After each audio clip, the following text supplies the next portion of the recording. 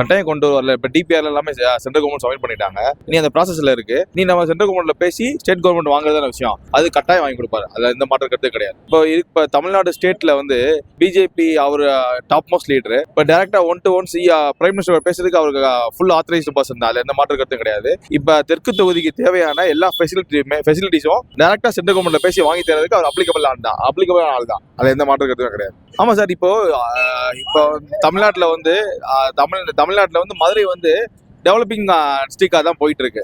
District அதுக்கு தேவையான funds எல்லாம் கட்டாயம் வாங்கி கொடுப்பாருல. இப்போ மெட்ரோ ரயில் ஸ்டேஷன் இருக்கு.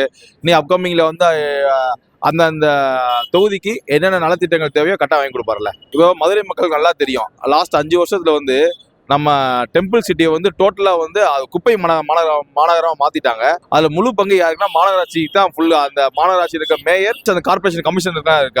அவங்க தான் வந்து full and full authorised person. இப்போ கடந்த 5 வருஷமா வந்து குப்பை எங்கேயுமே அவங்களுக்கு அகற்றல. ஒரு 6-7 மாசமா மேயர் இல்ல. அதனால வந்து தமிழ்நாட்டுல மதுரையில வந்து குப்பை குளங்கள் அதிகமாயிருச்சு. அப்கமிங்ல எங்களோட என்டிஏ அலையன்ஸ் வந்ததுக்கு அப்புறம் கட்டாயம் இது எல்லாத்தையுமே சேஞ்ச் பண்ணி பழைய மாதிரி மதுரை மாநகராட்சி எப்படி இந்தியா லெவல்ல டாப் மோஸ்ட்ல இருந்ததோ அது அந்த லெவலுக்கு கொண்டு வந்துருவாங்க கட்டாயம். சார் கட்டாயம் நம்பிக்கை இருக்கு சார். அவர் வந்து படிச்சவர், பேராசிரியர். அவர் வந்து ஒரு பாலிடிக்ஸ்ல வந்து அப்பர் அண்ட் பொலிட்டிஷியன். அவருக்கு தெரியும் என்னென்ன விஷயங்கள் எப்ப கொண்டு வருவோ கரெக்டா கொண்டு வருவார் சார். எந்த மாற்றம் கருத்து கிடையாது.